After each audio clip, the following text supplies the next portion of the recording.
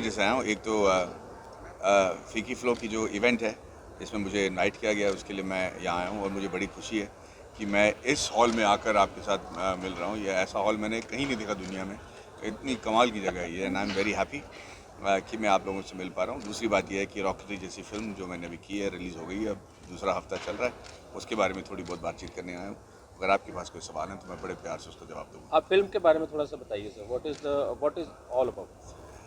Rocketry the number effect एक ऐसे इंसान के बारे में जो इस देश के सबसे सच्चे देशभक्त थे।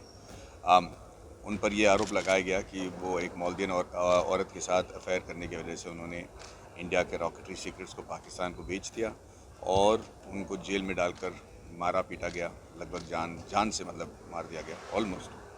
फिर सीबीआई ने उनको बाहर निकाला और ये प्रूव हुआ कि वो बिल्कुल बेकसूर हैं और इसी केस की वजह से वो जाने जाते थे। उनका उनका इसरो में काम करते थे, उनकी नौकरी गई, फिर उनको जब रीइंस्टेट किया गया तो उनको एक डेस्क जॉब दिया गया।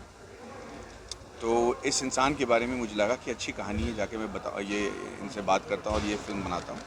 और जब मैं उनसे मिलने गया तो मैं बिल्कुल हैरान बौखला गया था बिल्कुल, क्योंकि उस इंसान को देखकर मैं समझ गया कि हम लोग पूरी कहानी देख नहीं पा रहे। इस आदमी की विषय ज़रूर कोई और कहानी होगी जो अभी तक सामने नहीं आई, पर वो इंसान भी यही केस के बारे में बात कर रहा था। वो अपने लाइफ के बारे में नहीं बात कर रहा था, वो ये बात कर रहा था कि लोग मुझे ऐसा गद्दार कैसे कर सकते हैं, कैसे हिम्मत हुई लोगों को ये कहने के लिए कि मैं गद्दार हूँ और मैंने देश के साथ गद्दारी की, और बहुत दुखी थे। तो मैंने नबी सर से पूछा कि भाई सर जी, कोर्ट ने तो आपको निर्दोष साबित कर दिया, 15 साल हो गए, फिर भी आप इतने भावुक क्यों हो रहे हो?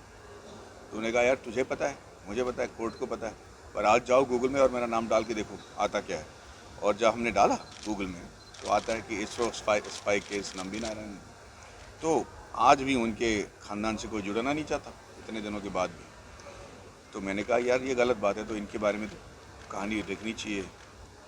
पर जब मैं तहकीकात शुरू की मैं बिल्कुल हैरान हो गया। मैंने रियलाइज़ किया कि ये आदमी जो है ये तो साधारण आदमी है ही नहीं। ये अचानक कह रहे थे कि हाँ मैं तो, ये जो आपने कहा ये सही नहीं है क्योंकि मैं तो प्रिंसटन में था। मैंने कहा प्रिंसटन आप कब चले गए? बोले कि मैं वहाँ पे प्रोफेसर क्रॉको के नीचे अपनी थीसिस कर रहा था। तो मैंने कहा सर प्रोफेसर क्रॉको से तो आम इंसान नहीं मिल सकता, आप उनके नीचे थीसिस कैसे कर रहे थे? फिर बाद में पता चला प्रिंसटन, फ्रांस, स्कॉटलैंड, रशिया, मतलब हम लोग रशियन को देख के डर जाते हैं, और ये 3 साइंटिस्ट मद्रासी लोग वहाँ जाके उनको धमका डरा के बहका के उनके आंखों के नीचे से इंजन स्मगल करके ले आए इंडिया के लिए, और ये सब बात किसी को पता नहीं था। और फिर चलते चलते से हमने कहा कि हम कहते हैं ना कि घर पे आज क्या बन रहा है भाई रात में, तो भैया पकौड़े बन रहे हैं, तल रहे, क्या खाओगे आप? वैसे उन्होंने कहा वैसे मैंने ये ना विकास इंजन भी मैंने बनाई है। मैंने कहा सर विकास इंजन यानी कि जो इसरो के पास एकलौता इंजन है जो जिसके बगैर कोई भी मिशन पॉसिबल नहीं है इसरो के ज़रिए, मंगलयान, चंद्रयान, ये सारा मिशन इसी इंजन की वजह से मुमकिन हो पाया है। ये इंजन जो आज तक कभी फेल नहीं हुआ, ये इंजन आपने बनाया? तो कहते हैं हाँ। और मैं हैरान हो गया, मैंने कहा इसके बारे में किसी को नहीं पता, उनकी खुद की किताब में इसके बारे में नहीं लिखा गया, बताइए। तो मैंने कहा ये हमारे देश के साथ गद्दारी हो रही है कि हम इस इंसान के बारे में नहीं जानते। ये इन्होंने जो हमारे देश के लिए किया और जो देश ने इनके साथ किया, इसके बारे में जानना बहुत ज़रूरी है, और इसी वजह से मैंने ये फिल्म बनाई है जिसका नाम है रॉकेटरी द नंबर इफेक्ट। 1994 में उनके ऊपर आरोप लगाया था। जी से गलत नहीं। बिल्कुल सही है। कितने साल, 27-28 साल उन्होंने कैसे गुजारे? वो आपने क्योंकि उस रोल को निभाया है, उस किरदार को आपने निभाया है। वो 28 साल उनके लिए देखिए लंबा अरसा रहा जब उनके ऊपर केस। देश में ना 2 किस्म के देशभक्त होते हैं। एक वो जो सीना तान के गोलियां का बौछार के सामने उतर जाते हैं जय हिंद कहते हुए और अपने जान न्यौछावर कर देते हैं, और वो उनकी कुर्बानी हमारी सलाखों पर, उनका हम कभी मतलब बदला नहीं, मतलब उनका हम एहसान कभी नहीं चुका पाएंगे। पर एक और किस्म के देशभक्त होते हैं जिनको पता है कि उनके बारे में किसी को पता नहीं चलेगा, उनको अपना सब कुछ त्याग देना पड़ेगा, उनके फैमिली लाइफ, पर्सनल लाइफ, सब कुछ, उनका जान खतरे में हमेशा रहेगा। आए दिन मतलब आप देखिए कि इसरो के साइंटिस्ट मारे गए हैं, कोई यहाँ पे ट्रेन के पटरी में पाया गया है, तो कोई पंखे में लटका हुआ है, और फिर भी ना बगैर किसी की चीज़ के सोचे वो अब हमारे देश के लिए काम करते हैं दिन रात। और उनका नाम किसी को नहीं पता रहेगा, उनके पीछे कोई सड़क नहीं लिखा जाएगा या उनके किताब में उनका नाम मेंशन नहीं किया जाएगा। और ये ऐसे लोग हैं जिनको इससे कोई फ़र्क नहीं पड़ता। 25 साल वो इन्होंने क्या बोलते पॉइंट में गुजार दिया कि उन्होंने मुझे गद्दार कैसे कहा। उनको अपने अचीवमेंट के बारे में कोई फ़र्क ही नहीं पड़ रहा था। वो तो मैंने जाकर ये पिक्चर बनाई है, जब मैंने जाकर ये लिखना शुरू किया, पिक्चर के बारे में बात करना शुरू किया, जब जाके सरकार ने नोटिस किया, तब जाके उनको कॉम्पनसेशन दिया गया, उनको पद्म भूषण दिया गया। 2019। हाँ, और पद्म भूषण दे तो दिया, लेकिन मैं अगर आपसे पूछूं कि ये पद्म भूषण उनको दिया क्यों गया है, आप नहीं बता पाओगे। तो ये आपको कितना टाइम लगा इसको सारा पॉसिबल करने के लिए, मूवी तक पहुंचने के लिए, क्योंकि ये चीज़ें एकदम से नहीं हो जाती, तो how much time you took? देखिए भाई साहब, इस फिल्म को मैं बड़ा ऑथेंटिक बनाना चाह रहा था, तो जो भी आप इसमें हमारे मेकअप देखोगे या वजन बढ़ना या घटना दिखाओगे, आप देखोगे वो बिल्कुल सही है। हमने कोई पैडिंग नहीं की, कोई ग्राफिक्स नहीं की, कोई चिपकाया हुआ दाढ़ी या मूछ या विग नहीं है इस पिक्चर में। हमने सब कुछ मतलब पूरे रिसर्च के साथ, 2.5 साल के रिसर्च के बाद ये हमने तय किया कि इसको कैसा करना चाहिए ताकि हर चीज़ जेन्युइन लगे इस पिक्चर में, क्योंकि हमने जो कुछ भी दिखाया है असल में वो बिल्कुल जेन्युइन है, बिल्कुल सच है। तो इस वजह से हमको थोड़ा अच्छा खासा टाइम लग गया ये रिसर्च करके किरदार में घुसने के लिए। सिर्फ मैं ही नहीं, बाकी साइंटिस्ट भी 29 साल की उम्र से लेकर तकरीबन 80 साल की उम्र तक दिखाए गए हैं, पर कोई प्रोस्थेटिक नहीं है, जो कि मुझे लगता है कि इतिहास में पहली बार कोई फिल्म हुआ है जिसमें ऐसा हुआ है। तो लगभग 4 साल लगे इस पिक्चर को बनाने में और 2 साल हमारे कोविड में निकल गए। 6 साल। जी। तो सर ये आप आज अमृतसर में आए हैं, तो अमृतसर में पहली बार आए हैं या पहले भी आए नहीं नहीं, तनुवर्ड्स मनु के टाइम पे आए हुए हैं, उसके कई बार, मतलब ये तो रंग दे बसंती के टाइम पे आए हुए हैं भाई, तो ये तो कई बार अमृतसर आए का हैं। प्यार आपको खींच रहा है? हमेशा। तो बहुत सारे किरदार आपने निभाए हैं, जैसे आपके बहुत सारे किरदार, तनुवर्ड्स मनु तो अब हर कोई जानता है, रंग दे बसंती, थ्री हाँ। इडियट्स में भी आपको फरहान के नाम से जी। जाना जाता है। सारे बिल्कुल डिफरेंट जो हैं, ऐसे मतलब वर्सेटाइल जो एक्टर हैं बहुत कम है, तो मतलब आपको क्या कमेंट्स मिलते हैं, क्या आपको क्या फील होता है ऐसी चीज़ें देखकर, क्योंकि आपको बहुत सारी चीज़ें मिलती हैं, कई कलाकारों को नहीं हो पाता है इतना सब सच बताऊं, versatility। मैं आपको सच बताता हूँ, ये क्या कॉम्प्लीमेंट लेने के लिए ना मैं कभी पिक्चर कर ही नहीं पाया। मेरे लिए ना ये एक क्या कहते हैं उसको, एक तपस्या जैसी है। अगर मैं रंग दे बसंती कर रहा हूँ, मैं सिर्फ 9 मिनट के लिए हूँ और फ्लाइट लेफ्टिनेंट राठौड़ के सैक्रिफाइस के बारे में पूरे दुनिया को जानना है, तो ना इस शाय के लिए या इस अभिमान के लिए अगर कोई आप करोगे तो बड़ा फीका लगेगा। मैं तो अपना दिल जान लगा देता हूँ उसी में, तो चाहे वो ब्रीद का किरदार हो या फिर डी कपल्ड का आर्या हो या फिर रंग दे बसंती का या फिर ये रॉकेटरी वाले।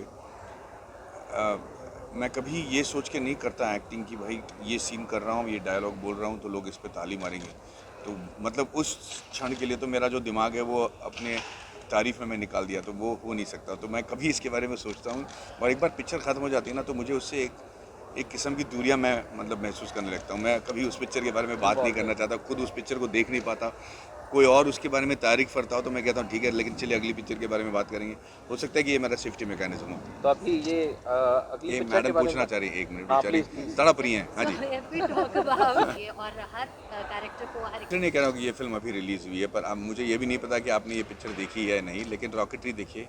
नंबे नारायण जैसे कोई कैरेक्टर मेरे दिल के करीब हो ही नहीं सकता। तो किसकी तारीफ से, या क्योंकि कलाकार को फिर भी कहीं ना कहीं, चाहे उसके पेरेंट्स से, चाहे उसके उस्ताद से, चाहे किसी से, एक सेटिस्फेक्शन पॉइंट होता है कि इसने बोल दिया कि यह बहुत अच्छा किया, तो मेरे को लगा कि वाकई मैंने अच्छा किया। ऐसा कौन? भाई साहब, जब आप थिएटर में जाते हो ना, देखिए आम लोग, दोस्त, बड़े बड़े एक्टर, वो सब तो हमेशा कहेंगे क्योंकि वो हमारी इंडस्ट्री वाले हैं। आम आदमी को मतलब कभी कभी वो छू जाता है। और भाई साहब, जब आप कभी एक्सपेक्ट ही नहीं करते ना कि कभी थिएटर में आप गए और आपकी पिक्चर चल रही है और कोई ना अपने आँख से आंसू पोंछ ले या जोर से ताली मार के हंसे, उस वक्त ना आप खुदा के करीब हो जाते हो भाई साहब। आपको लगता है कि आप खुदा हो, आप कह रहे हो कि चलो हंसो, लोग हंस रहे हैं, कहते हैं चलो रो, तो लोग रो रहे हैं। मुझे लगता है वो एक्सपीरियंस मेरे लिए सबसे अच्छा होता है। सबसे ख़राब चीज़ होता है जब इंडिफरेंस हो जाता है कि पिक्चर देखे लोग, अच्छा लगा, वेरी गुड, वेल डन बेटा, बोल के निकल गए, तो मुझे लगता है कि मैं फेल हो गया। अगर मैंने पूरा ट्राई किया हो और पिक्चर फ्लॉप भी हो जाए कि मतलब भाई इतना बड़ा फ्लॉप है नहीं, पर मैंने पूरी कोशिश की, तभी मुझे ठीक लगता है। पर इंडिफरेंस हो जाए ना, बहुत कहीं ख़राब आपको होता है। लगा किसी मूवी में या किसी में ये मैंने नहीं करना चाहिए था, या ये करना चाहिए, कुछ ऐसा, दोनों चीज़ों में? नहीं, या करना चाहिए, कुछ सोचा नहीं। है कि या करूँगा? मतलब ऐसे कई फिल्में हैं जो मैं मना कर चुका हूँ और मुझे कोई रिग्रेट नहीं है। और ऐसे कई फिल्में हैं जो मैं कर चुका हूँ। I am proud of every one of them और एक्चुअली मोस्ट ऑफ देम। कभी कभार जो है ना पैसों के लिए आप कर लेते हो तो उस चीज़ का गुनहगार मैं हूँ। कभी कभी कर लेता हूँ पैसों की वजह से, but I did it for the money. I know I am doing it for the money. Everybody. Sir basically actor दो तरह के तो वो सही है, चाहे उसके लिए 4 घंटे लग जाए या 4 साल। आपको बस वो किरदार नज़र आना चाहिए, तब जाके पिक्चर किसी के दिल पे उतर पाती है। और अगर आप बायोपिक कर रहे हो या अगर मान लीजिए मैं भगत सिंह का किरदार निभा रहा हूँ तो लगना चाहिए कि आप भगत सिंह को देख रहे हो। मुझे लगता है अगर वो हो जाए तो आप जीत जाओ। Last question sir, who is your idol in this कलाकारी में या वैसे अदरवाइज नॉर्मल लाइफ? 2 कलाकार हैं, एक हैं क्लिंट ईस्टवुड और अमिताभ बच्चन साहब। इसलिए क्योंकि क्लिंट ईस्टवुड साहब 91 साल के हैं लगभग, आज भी पिक्चरें डायरेक्ट कर रहे हैं और आज भी ऑस्कर जीत रहे हैं और अपने मन मर्जी की पिक्चरें बना रहे हैं और किसी की बातों को नहीं सुनते, हर रूल्स को तोड़ते हैं और आज भी बेचारे शेर बन के घूम रहे हैं। और अमित जी बिकॉज आज भी वो रेलेवेंट हैं, सबसे लोग उनका नाम इज्जत से लेते हैं। अपने आप को कभी उन्होंने अपना नाम को कभी ज़मीन पर गिरने नहीं दिया। तो उम्मीद करता हूँ कि इन जैसे लोगों की तरह मैं रह पाऊँगा। सर पंजाबी इंडस्ट्री के बारे में आप कितना जानते हो और कहाँ देखते हो इसको? बहुत करीबी दोस्त हैं यहाँ मेरे, जमी शरील साहब हैं जिनके साथ मैं कई फिल्में कर चुका हूँ और मुझे इस इंडस्ट्री से बहुत प्यार मिला है भाई साहब। मैं कैसे बताऊँ, पर जब कभी पंजाब में तो कम आना होता है, लेकिन अगर मैं कभी दिल्ली में, मुंबई में, दुबई में मिल लेता हूँ तो जिस तरीके से आके यहाँ मुझसे मिलते हैं, चाहे वो हीरोइन हो या हीरो डायरेक्टर हो या म्यूज़िक डायरेक्टर, मतलब वो मेरे से ऐसे, मतलब मैं उनके लिए मैडी पाजी बन गया हूँ और ये मेरे लिए बहुत बड़ी बात है भाई साहब। वो आके गले मिलते हैं ऐसे ही और वो मेरे पिक्चरों के बारे में बात करते हैं। मुझे नहीं लगता किसी साउथ इंडियन एक्टर को इतना भाव देते होंगे या इतना प्यार, तो मैं बड़ा खुश हूँ। मैं मतलब बहुत गॉड्स ग्रेस हो यार इस बार। थैंक यू सर वेरी आने मच। वाले समय में आपको कौन से करैक्टर में देखेंगे हम, कोई मूवी में? मैं उम्मीद करता हूँ कि दिलचस्प किरदार में आप देखोगे, पर अभी मैंने तय नहीं किया कि कौन सा फिल्म मैं करूँगा। अभी तो मैं नंबी नारायण को अपने अंदर से उतारना चाहता हूँ क्योंकि मेरी बीवी कहती है। हाँ, मैं जबड़ा चेंज करा चुका हूँ मैं। जॉ चेंज कराया रॉकेटरी के लिए। हाँ, पर अब वो जहन से बाहर निकलना चाहिए। अब बदन से तो निकल गया, अब जहन से बाहर निकलना चाहिए। थैंक यू वेरी मच, बहुत बहुत शुक्रिया।